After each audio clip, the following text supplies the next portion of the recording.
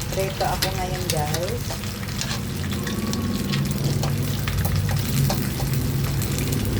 Iprito ng manok. Ang ulam natin ay manok.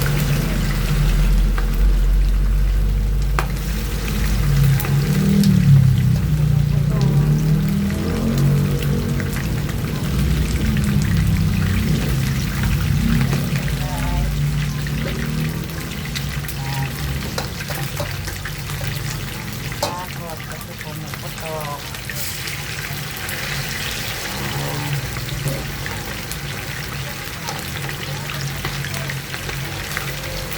Isa pa yan.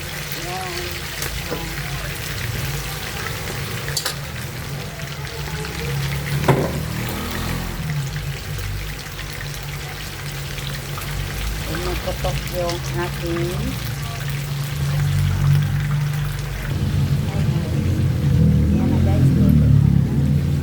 luto na yung aking pritong manok ang ulam namin for today's video guys.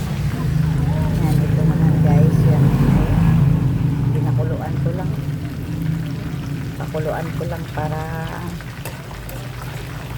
wala kaming sabaw ngayon, prito lang na manok, kaya ito pakuluan ko guys.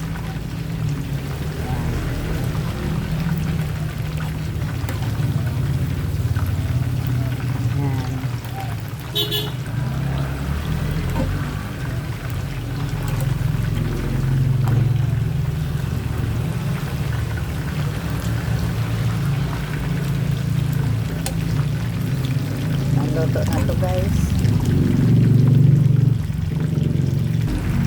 Yan na guys.